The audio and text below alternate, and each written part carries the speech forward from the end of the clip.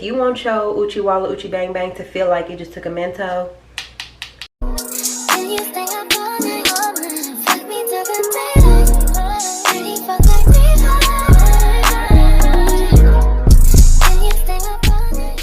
hello, welcome back to my channel. I'm just kidding, y'all. I am so not British. Hey y'all, what is up? Welcome back to another video. I'm gonna be doing something a little different for me personally. I've never done one of these. We're gonna be doing a get unready with me. You guys can tell me how you like it. I can see how y'all like it, if y'all are even into this type of video from me per se. If you do enjoy today's video, make sure you like, comment, and subscribe. So the first thing that I want to talk about that I'm seeing literally everywhere is these trends: clean girl, soft life. Y'all, I know these earrings are tired of me. I know they're like, pick somebody else. I wear them anytime I have to be anything remotely close to being cute. I need to buy some more. So I'm just gonna give my 2 cents. If you don't know or are not familiar with the clean girl aesthetic and the what is the other one? The soft life. These are trends that I've seen going around mostly on TikTok, but I'm sure some of it has bled into like YouTube and Instagram. The clean girl aesthetic is very much so focusing on, like, I would say it's more like a minimal aesthetic. Wearing minimal makeup that just looks like your skin but better, glowy, natural, having short French tip nails, you know, just very, what it sounds like, very, I guess, vanilla, so to speak, right? And then for the soft life aesthetic, I had to do a little bit of further research and diving as to like what this even was when it first started surfacing. It's not really an aesthetic per se, it's more so a mindset. The idea of not having to struggle, I don't want to say work hard, because I don't think that's necessarily what it's getting at, but I think it's more so of a not having to struggle for things, not having to overcome hardships to get nice things or to have a nice lifestyle, not having to face hardships to acquire certain things. My opinion of these trends are that they are just that. These are trends. And so in my opinion, if you take these things at face value, they are completely harmless, much like other trends. Okay, sorry y'all, I had to go and wash it off my face. Like I was saying, I think if you take these trends at face value, then I think that they are just innocent and they're fun and they're cute. However, I think the danger comes in when you start trying to order your life by these trends and sort of treating them like they are the Bible. I think that a lot of people take them a little bit too seriously and actually continuously morph themselves into what's trending, thus losing their originality, aka themselves, and their personality. As far as the clean girl thing, I just think I think trends are kind of funny, and I find entertainment in watching them. I feel like the whole clean girl thing is just because summer's around. The whole clean girl thing is about having, you know, minimal makeup that just makes you look naturally pretty and naturally glowing, and I don't see anything wrong with that per se. Again, I see something wrong with trends when they are like outright excluding people, but with the clean girl thing, it's just because summer's rolling around. Don't nobody want to have on 18 pounds of makeup. Don't nobody want to have their hair done every day. So these sleek buns, these minimal makeup, it's just what's popular right now. And honestly, it's not a new concept or a new idea. If you look at fashion and makeup from the 90s, so much of it is just coming back. The minimal makeup, the effortless beauty that has been idolized with Nia Long and Tyra Banks and these type of people, it's just coming back, and we're just putting our own little Tony Creole seasoning on it. That's all that's happening. It's really not this revolutionary idea.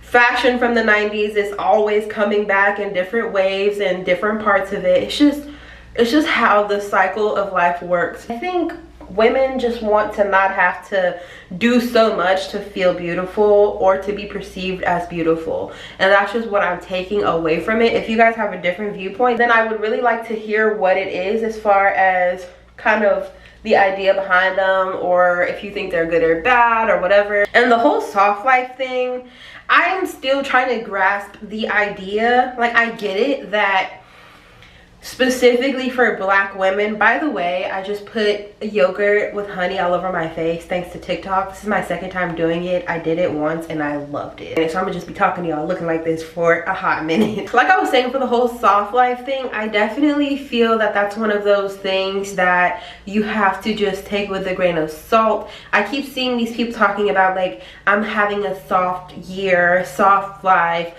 Whatever that means to them, I don't think there's necessarily a deeper streamlined meaning beyond what I explained earlier, as far as not having to stretch yourself thin, not having to face unnecessary hardships, feeling deserving of what you have, those type of feelings, which again are not negative feelings. However, if you completely ignore the other side of that, then obviously things can get a little bit toxic, as far as ignoring the people that are going through hardships, or ignoring the fact that some people do have to struggle before they make it, or are currently struggling and looking forward to the day where they can say they've made it. It just requires balance, and it also requires awareness. I do find that there is a mindset that kind of puts certain people in a bubble, and I definitely think that can be dangerous when you lose touch with what reality is. Even if your life is luxurious and you live in a soft life and you a clean girl, I definitely think you still have to be in touch with reality, sis.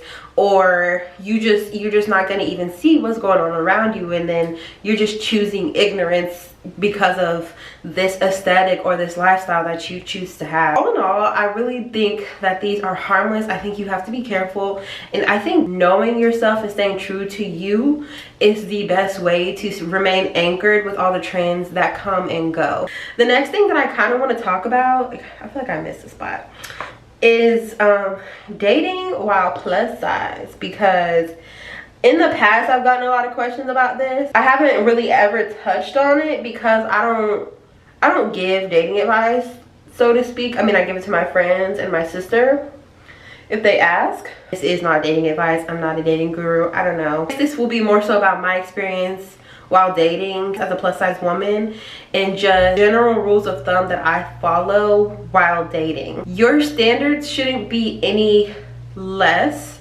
than someone who is not plus size. We are obviously perceived differently. My approach is to ignoring that. And I don't know if that's toxic. I don't know if that's helpful. I don't know if that's realistic or practical. But hear me out. The size of my body has quite literally nothing to do with my standards and what is on the inside, aka my morals, my heart, my intellect. It has quite literally nothing to do with the size of my body or anything outwardly. Of course, what you look like is definitely the first thing that people take into account, but dating as a plus size woman, you have to make sure that you're positioning yourself no different than anyone else. You don't deserve any less. You don't have to lower your standards. You don't have to accept any less. And if you are constantly looking at your level and higher, there's no way that you can date someone who's not worthy of you and your time. As plus size women, we should be even more strict with our standards and our time, because people think that those things are flexible. People think those boundaries can be blurred or crossed, and they cannot be. At least if you want someone serious, and someone that's serious about you, and someone that genuinely loves you, then you really have to be intentional. You have to be firm on your boundaries, okay? I could honestly go on and on about dating as a plus size woman. And if you guys want more of an in-depth conversation about that, we maybe can do like a Q&A, stuff like that. But you can be as choosy as you want to be, no matter what your size. Okay, y'all, I'm out the shower. I washed my mask off, and as y'all can see, the skin definitely skinning. Ever since Honey Pot did whatever they did, or did whatever they didn't do, I don't know, but it's sketchy to me. I've been using this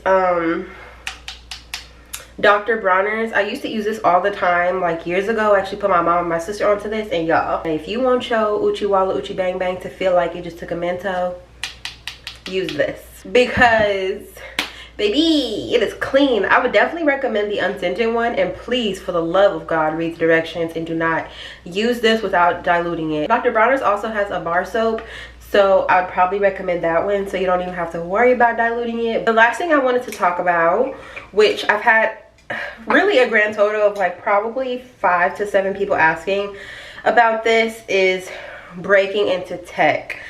How to get into tech. Ever since I've mentioned pretty much that I'm in tech, I've had a couple of people asking, and more recently they're asking a little bit more often. So if you're one of those people, tap in, babes. Obviously breaking into tech will look different depending on the sector of tech you're wanting to get into, because there's a lot of areas in tech that a lot of people don't know about that are not even really that technical. Like, you can be a technical recruiter. You don't really have to be that tech savvy to be a recruiter. You just have to know what the manager is looking for. They tell you the words to say and what answers to look for.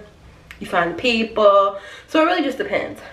For my technical experience and how I personally got into tech, I highly recommend looking at whatever field you're wanting to get into in the tech industry and seeing if there's a certification that aligns with it that would potentially help you, for lack of a better phrase, get your foot in the door. Because I feel like that's what tech is all about. Once you're in, you can immediately start adding whatever that experience is to your resume, and then those are transferable skills, and you can just pretty much do what you want to do, whether you want to transfer to another area of tech or you just want to transfer to a different company. As soon as you're in, most skills you can take with you from place to place, just because that's how tech is. Obviously there are going to be differences, you know, like there are in any kind of job, but if you're an accountant in one place, odds are you're going to be doing a lot of similar things as an accountant in another role. That's just an example. So I would definitely start out with looking for a technical certification. There are so many websites and boot camps and resources that you can use. I personally like using Udemy. I like them a lot because they do a lot of flash sales, and a lot of their courses directly correlate and tie into the certification that you'll actually be taking. There are also a lot of online boot camps and things like that that you can actually attend that will pay for you to get your certification. So you're just gonna have to do your research and find something that is in your area, that fits your schedule, that fits your lifestyle, and then I would definitely look into getting at least one certification that will say that you're a credible source and a credible person to even be applying for this job. Getting a technical certification is not the only way to go, but I definitely see that as the strongest way to go if you do have that sort of time and flexibility, just because that is blanket statement, that is factual, hard evidence that you are capable of doing the job that you're applying for. So you guys, that is pretty much it for my Get Unready with Me chit chat edition. I am all fresh and clean and ready for bed. I have on my favorite Skims robe. I love y'all, and I hope you enjoyed this video. If you did, be sure to give it a thumbs up. Shout out to all my new subscribers. Hey girl, and I will see y'all in the next video. Bye.